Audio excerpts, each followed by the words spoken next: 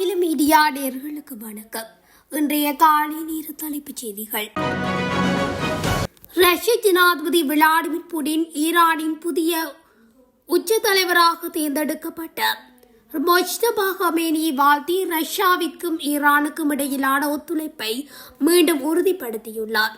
Iran இஸ்லாமிய குடியரசின் உச்ச தலைவராக நீங்கள் நியமிக்கப்பட்டதற்கு எனது மனமார்ந்த வாழ்த்துக்களை ஏற்றுக்கொள்ளுங்கள் என்று புடின் தனது வலைதளத்தில் வெளியிட்ட செய்தியில் குறிப்பிட்டுள்ளார். தெஹ்ரானுக்கும் அசைக்க முடியாத ஆதரவையும் எங்கள் ஈரானிய நண்பர்களுடனான ஒத்துழைப்பையும் மீண்டும் உறுதிப்படுத்துவதாகவும் நம்பகமான கூட்டாளியாக இருக்க சபதம் செய்வதாகவும் ரஷ்ய தலைவர் குறிப்பிட்டுள்ளார். ஈரான் ஆயுதமேந்திய ஆக்கிரமிப்பை எதிர்கொள்ளும் நேரத்தில் இந்த உயர் பதவியில் உங்கள் செயல்களுக்கு நிச்சயமாக மிகுந்த தைரியமும் அர்ப்பணிப்பும் தேவைப்படும். உங்கள் தந்தையின் பணியை மரியாதையுடன் தொடர்வீர்கள் என்றும் இந்த பயங்கரமான துன்புறுத்தலை எதிர்கொள்ளும் ஈரானிய மக்களை ஒன்றிணைப்பீர்கள் என்றும் நான் நம்புகிறேன் என்று அவர் தெரிவித்துள்ளார். அமெரிக்காவும் இஸ்ரேலும் தம்மீது தாக்குதல் தொடுக்கும் வரை போர் நிறுத்தம் என்ற பேச்சுக்கே இடமில்லை என ஈரான் தெரிவித்துள்ள நிலையில் ஈரானின் இந்த அறிவிப்பு உலக நாடுகளுக்கு அச்சத்தை ஏற்படுத்தியுள்ளது. மோதலின் ஆரம்பத்தில் ஈரான் பேச்சுவார்த்தையை நாடிய போதிலும் ஈரான் போரை ஆரம்பிக்கவில்லை என ஈரானிய வெளிவிவகார அமைச்சின் பேச்சாளர் இஸ்மாயில் பகாயி தெரிவித்துள்ளார். 11வது நாளாக ராணுவ ஆக்கிரமிப்பை கொண்ட அமெரிக்க இஸ்ரேலிய தாக்குதல் தொடர்கின்றது. நாங்கள் இந்த போரை ஆரம்பிக்கவில்லை என செய்தியாளர் மாநாட்டில் அவர் மேலும் தெரிவித்துள்ளார். ராணுவ ஆக்கிரமிப்பு இடம்பெறுகிறது, பாதுகாப்பை தவிர வேறு எதை பற்றியும் பேச முடியாது. தற்போதைய நிலையில் ஈரான் தன்னை தானே பாதுகாக்கும் செயற்பாட்டில் உள்ளது. பிராந்திய பதற்ற நிலை எல்லை கடந்த சூழலில் அஜர்பைஜான் துருக்கி சைப்ரஸ் மீது ஆளில்லா விமானம் ஏவுகணை தாக்குதலை ஈரான் மேற்கொண்டுள்ளது. நாங்கள் எந்த நாட்டின் மீதும் ராணுவ ஆக்கிரமிப்பை பிராந்தியத்தில் ஏற்படுத்தவில்லை. எங்கள் தரப்பிலிருந்து ஈரானுக்கு உள்ளேயோ அல்லது எங்கள் ராணுவ கட்டமைப்பில் இருந்தோ எவ்விதமான தாக்குதலும் மேற்கொள்ளப்படவில்லை. அஜர்பைஜானின் குற்றச்சாட்டை ஈரான் மறுக்கிறது. அஜர்பைஜான் ஈரானின் ஆளில்லா விமானங்கள் நக்சிவன் பகுதியில் உள்ள விமான நிலைய முனையத்தையும் பாடசாலை கட்டிடத்தையும் பல பொதுமக்களையும் தாக்கியதாக குற்றம் சாட்டுகிறது என அவர் மேலும் தெரிவித்துள்ளார். அமெரிக்கா, இஸ்ரேல் மற்றும் ஈரான் இடையிலான மோதல் 10வது நாளை எட்டியுள்ள நிலையில் பஹ்ரைன் முக்கிய எண்ணெய் சுத்திகரிப்பு நிலையம் ஈரானிய ஏவுகணை தாக்குதலால் சேதமடைந்துள்ளது. தலைநகர் மனாமாவின் தெற்கே சிட்ரா தீவில் அமைந்துள்ள பாப்கோ எண்ணெய் சுத்திகரிப்பு நிலையம் தாக்குதலுக்குள்ளானது. தாக்குதலுக்கு பிறகு அடர்ந்த புகை மேகங்கள் வானில் எழுந்தன. அருகிலுள்ள பகுதிகளும் சேதமடைந்தன. பலர் காயமடைந்துள்ளனர். பஹ்ரைன் அரசு ஈரான் ஏவுகணை தாக்குதலால் சுத்திகரிப்பு நிலையத்தில் தீ ஏற்பட்டதாக உறுதிப்படுத்தியுள்ளது. தீ முழுமையாக கட்டுப்படுத்தப்பட்டுள்ளது எனவும் பின்னர் சுத்திகரிப்பு நிலையத்தின் செயல்பாடுகள் மீண்டும் தொடங்கியதாகவும் தெரிவிக்கப்பட்டுள்ளது. ஈரான் மீதான தாக்குதலை குறிப்பிட்டு உலகத்தின் முடிவு நம்மீது வந்துவிட்டது என ரஷ்யா எச்சரித்துள்ளது. ஈரான் மீதான பாரிய அமெரிக்க மற்றும் இஸ்ரேலிய தாக்குதலை சரியான புயல் என்று ரஷ்யா முத்திரை குத்தியது. அதே சமயம் அமெரிக்க இஸ்ரேலிய ராணுவ நிலைகளில் ஈரானுக்கு உளவு வேலையில் மட்டுமே ரஷ்யா உதவுகிறது. மத்திய கிழக்கில் நடந்த போர் எண்ணெய் விலையில் மிகப்பெரிய ஏற்றத்தை ஏற்படுத்தியதால் ஒரு பீப்பாயின் விலை பல ஆண்டுகளில் முதல் முறையாக $100 தாண்டியது.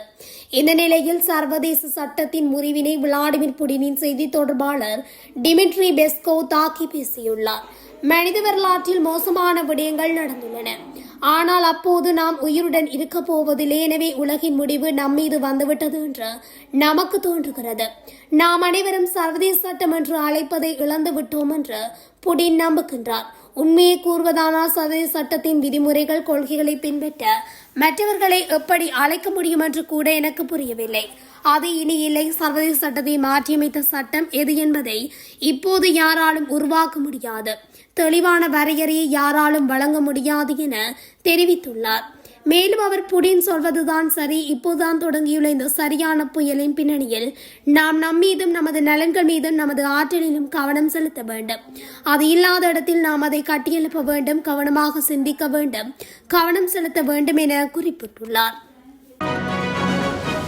உலக சந்தையில் கச்சா எண்ணெய் விலை 2022ஆம் ஆண்டிற்கு பிறகு முதன்முறையாக ஒரு பீப்பாய் $100 தாண்டியுள்ளது. இந்த திடீர் விலை உயர்வு குறித்து விவாதிக்க G7 நாடுகளின் நிதியமைச்சர்கள் அவசர கூட்டம் ஒன்றை நடத்தவுள்ளன. அதன்படி அதிகரித்து வரும் எரிபொருள் விலையை கட்டுப்படுத்தும் நோக்கில் அவசர கால எரிபொருள் கையிருப்புகளை சந்தைக்கு விடுவிப்பது குறித்து இந்த கூட்டத்தில் விரிவாக ஆராயப்பட உள்ளது. எரிபொருள் கையிருப்புகளை விடுவிக்கும் இந்த முன்மொழிவுக்கு அமெரிக்கா ஏற்கனவே தனது ஆதரவை தெரிவித்துள்ளதாக குறிப்பிடப்படுகிறது. Canada, France, Germany, Italy, Japan, ஐக்கிய ராஜ்யம், அமெரிக்கா ஆகிய நாடுகள் G7 அமைப்பில் அங்கத்துவம் வகிக்கின்றன. G7 நாடுகளின் நிதியமைச்சர்கள் அவசர கூட்டத்திற்கு அழைப்பு விடுத்ததை தொடர்ந்து உலக சந்தையில் கச்சா எண்ணெய் விலையில் சிறு மாற்றம் ஏற்பட்டுள்ளது. இதன்படி ஒரு பீப்பாய் கச்சா எண்ணெயின் விலை $117 இருந்து $104 குறைந்துள்ளதாகவும் கூறப்படுகிறது. தற்போது நிலவு உலகளாவிய பதற்றங்கள், அரசியல் சூழல் காரணமாக உலக சந்தையில் கச்சா எண்ணெய் விலை தொடர்ந்து ஏற்ற இறக்கத்துடனே காணப்படுகிறது. பாரசீக வளைகுடா பகுதியில் நேற்று காலை பல நாடுகள் மீது நடத்தப்பட்ட பாரிய வான்வெளி தாக்குதல்களால் மீண்டும் பதற்ற நிலை அதிகரித்துள்ளது. ஈரான் நடத்திய ட்ரோன் மற்றும் ஏவுகணை தாக்குதல்களால் பஹ்ரைன் உட்பட பல நாடுகள் கடுமையாக பாதிக்கப்பட்டுள்ளன. பஹ்ரைனின் சித்ரா பகுதியில் ஈரான் நடத்திய ஆளில்லா வானூர்தி தாக்குதலில் 32 பேர் காயமடைந்துள்ளதாக கூறப்பட்டுள்ளது. இவ்வாறு காயமடைந்தவர்களில் 4 பேரின் நிலைமை கவலைக்கிடமாக இருப்பதோடு அறுவை சிகிச்சை தேவைப்படும் சிறுவர்களும் அடங்குவதாக பஹ்ரைன் சுகாதார அமைச்சகம் குறிப்பிட்டுள்ளது. எரிசக்தி உட்கட்டமைப்புக்கு அருகிலுள்ள பொதுமக்கள் குடியிருப்பு பகுதிகளை குறிவைத்து இந்த தாக்குதல் நடத்தப்பட்டுள்ளதாகவும் கூறப்படுகிறது. ஈரானின் எண்ணெய் கிடங்கு மீதான தாக்குதல் காரணமாக அமில மழை பெய்ய வாய்ப்புள்ளதாக சுற்றுச்சூழல் நிறுவனம் எச்சரித்துள்ளது. ஈரான் தலைநகர் தெஹ்ரான் மற்றும் அதனை சுற்றியுள்ள எண்ணெய் கிடங்குகள் மீது இஸ்ரேல் வான்படை தாக்குதல் நடத்தியுள்ளது. இதனால் பாரிய அளவில் பற்றிய தீயை ஈரான் தீயணைப்பு துறையினர் போராடி அணைத்தனர். மேலும் வானம் முழுவதும் கரும்புகை பரவியதால் சூரிய ஒளி கூட இல்லாமல் நகரே இருளில் மூழ்கியதாகவும் கூறப்படுகிறது. இதனைத் தொடர்ந்து வானில் இருந்து கருப்பு மழை பொழிந்ததாக தெஹ்ரான் குடியிருப்பு வாசிகள் தெரிவித்தனர். இந்த மழை காரணமாக சாலைகள், கார்கள், கட்டிடங்களில் கருப்பு எச்சங்கள் உள்ளதாகவும் குறிப்பிட்டுள்ளனர். மேலும் பலருக்கு இருமல், கண்ணெரிச்சல், மூச்சு திணறல் போன்றவை ஏற்பட்டதாகவும் தெரிவித்துள்ளனர். நச்சு ரசாயனங்கள் காற்றில் பரவியதால் ஈரானில் அமில மழை பெய்ய வாய்ப்புள்ளதாக ஈரானிய சுற்றுச்சூழல் நிறுவனம் தெரிவித்திருந்தது. இதனால் மக்கள் யாரும் வீட்டை விட்டு வெளியேற வேண்டாம் எனவும் மழை பெய்தவுடன் ஏர் கண்டிஷனர்களை இயக்குவதை தவிர்க்குமாறும் அறிவுறுத்தல் வழங்கியுள்ளது. அத்தியாவசிய தேவை காரணமாக வெளியே செல்லும் போது முகக்கவசம் அணிய நகர ஆளுநர் அறிவுறுத்தியுள்ளார். நச்சு வாய்க்கள், நுண்ணிய துகள்கள் கண்கள் மற்றும் காற்று பாதைகளை எரிச்சலடைய செய்யலாம். ஆஸ்துமா, நுரையீரல் நிலைமைகள் மற்றும் இதய நோய்களை மோசமாக்கலாம் என்றும் அவர்கள் எச்சரிக்கை விடுத்துள்ளனர். சவுதியில் இருந்து உடனடியாக வெளியேற வேண்டும் என்று தனது தூதரக அதிகாரிகளுக்கு அமெரிக்க அவசர அறிவிப்பை வெளியிட்டுள்ளது.